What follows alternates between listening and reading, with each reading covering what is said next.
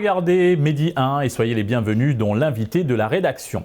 Selon l'Association internationale de la sécurité sociale, AISS, la sécurité sociale est un droit humain fondamental. Elle aide également à relever des défis socio-économiques très divers et à renforcer la résilience de la société.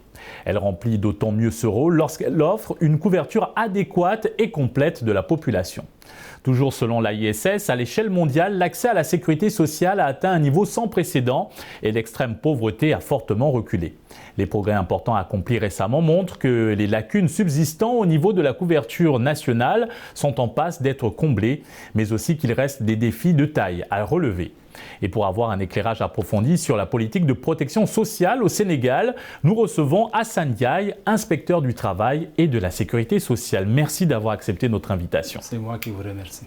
Monsieur Ndiaye, quelle analyse faites-vous de l'évolution de la protection sociale au Sénégal ?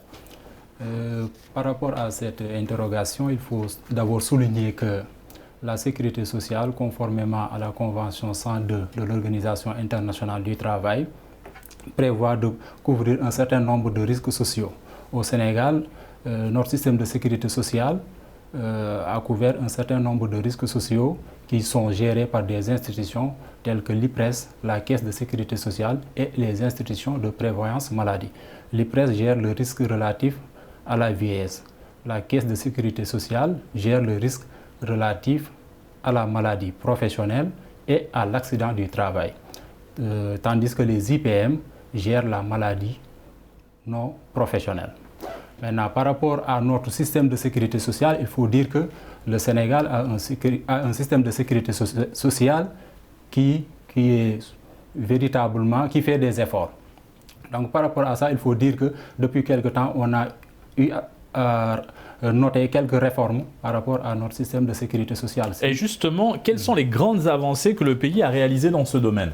Dans ce domaine, il faut commencer par souligner la pension minimale au niveau de l'IPRES. Parce qu'il faut dire qu'il y a quelques années, l'IPRES donnait des pensions de retraite qui ne sont pas véritablement conséquentes. Maintenant, il y a ce qu'on appelle la pension minimale qui est de 35 000 francs maintenant. Il faut noter aussi la mensualisation des allocations de retraite. Ensuite, il faut noter que dans le cadre de la maladie non professionnelle, en 2012, il y a eu une réforme pour la prise en charge de la maladie non professionnelle avec l'augmentation du taux de couverture, mais aussi l'augmentation de l'assiette de calcul des cotisations qui est passée de 60 000 à 250 000 francs.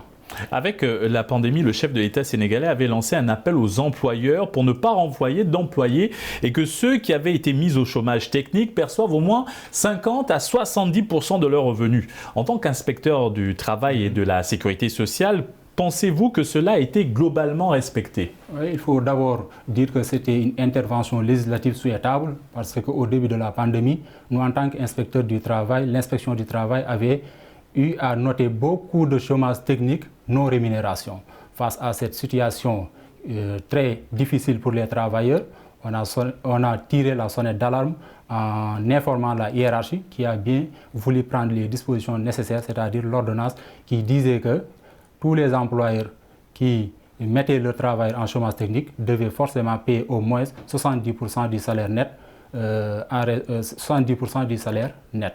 Donc cette mesure-là, il faut dire que ça a été respecté dans beaucoup d'entreprises. Mais il faut regretter aussi que dans certaines entreprises, cette mesure n'a pas eu un écho favorable. Cela se justifie par aussi les difficultés financières que rencontrent certaines entreprises, notamment dans le secteur de l'enseignement privé et aussi dans le secteur de l'hôtellerie, bar, restauration.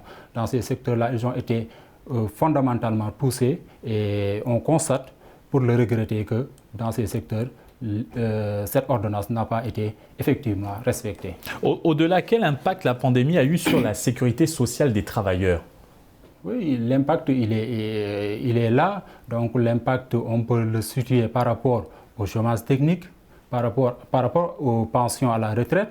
Là, les travailleurs continuent à percevoir par rapport aux risques couverts par la Caisse de sécurité sociale et les IPM. Maintenant, c'est surtout par rapport au chômage technique, parce qu'il faut souligner que notre législation n'était pas trop contraignante en termes de chômage technique. L'employeur, il lui suffisait tout simplement de consulter les délégués du personnel et de décider s'il va payer ou non en cas de chômage technique. Donc, au début, il y a eu une précarité de la situation des travailleurs. Mais avec l'ordonnance du président de la République, ça a aidé beaucoup les travailleurs. Monsieur Ndiaye, on parle souvent de protection sociale, de cotisation, de retraite. Qu'en est-il réellement? Comment sont protégés les travailleurs quant à leur sécurité sociale? Par rapport à la retraite, il faut dire qu'elle est gérée par l'IPRES. Maintenant, le travailleur doit cotiser mensuellement au niveau de l'institution de prévoyance retraite. Maintenant, la cotisation, elle est défalquée sur son bulletin de paye. Il y a une cotisation patronale et une cotisation salariale. Donc, à la fin du mois, l'employeur doit reverser les cotisations qui ont été défalquées sur le salaire du travailleur. Maintenant, la cotisation, elle est de 14% du salaire brut, 40% pris en charge par l'employeur, 60% par l'employeur et 40% par le travailleur. Alors, pour un employeur, comment se prépare la retraite, qu'on soit dans le privé ou dans la fonction publique? Pour un travailleur, oui, pour un travailleur, je pense que la retraite se prépare dès le début des relations de travail. Donc, si vous il faut s'y prendre très tôt. Effectivement, si vous avez votre contrat de travail, il faut chaque année partir au niveau de l'IPRES, voir est-ce que réellement on cotise pour vous. Parce que ça arrive des fois qu'un travailleur passe plus de 10 ans, 20 ans dans une entreprise et après la retraite, l'employeur n'a jamais cotisé pour lui. Donc, c'est des situations qui sont déplorables et donc le travailleur doit veiller à ce que cela ne se produise pas. Et maintenant, quelle analyse faites-vous de la situation des retraités au Sénégal? Comme je l'ai dit tantôt, les retraités au Sénégal, il faut dire que les pensions de retraite ne sont pas aussi significatives. Maintenant, ça se comprend parce qu'on a un système de retraite basé sur ce qu'on appelle le système de répartition, qui est un système de solidarité intergénérationnelle. C'est-à-dire quoi? Les générations actuelles payent les pensions de retraite des générations passées. Donc maintenant, le ratio actif et retraité n'est pas, des fois, il y a un déséquilibre, ce qui fait que l'IPRES ne peut pas aussi augmenter les pensions. Il doit veiller à l'équilibre du système. Maintenant, je pense que le véritable défi, c'est quoi? D'enrober le secteur informel. Donc, il y a beaucoup de travailleurs qui sont notre économie et véritablement une économie informelle. Restons sur les problématiques des retraités. Ils avaient demandé un audit de l'argent injecté dans leur prise en charge. Où en est cette doléance aujourd'hui? Là aussi, il faut dire que l'IPRES gère ce qu'on appelle l'IPRES gère un service public. C'est une délégation de l'État. Donc, c'est un domaine réservé de l'État qu'il a délégué à l'IPRES en tant qu'organisme de prévoyance sociale. Maintenant, l'État a ses représentants au sein du conseil d'administration de l'IPRES qui décide de l'organisation et du fonctionnement de cette institution.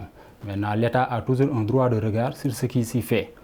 Maintenant, si les retraités demandent un contrôle, je pense que les corps de contrôle de l'État sont là et l'autorité jugera. Le ministère du Travail, du Dialogue social, des organisations professionnelles et des relations avec les institutions a mis en œuvre la réforme de l'assurance maladie obligatoire. Quel impact cette réforme a-t-elle eu sur le taux de couverture sociale dans le pays?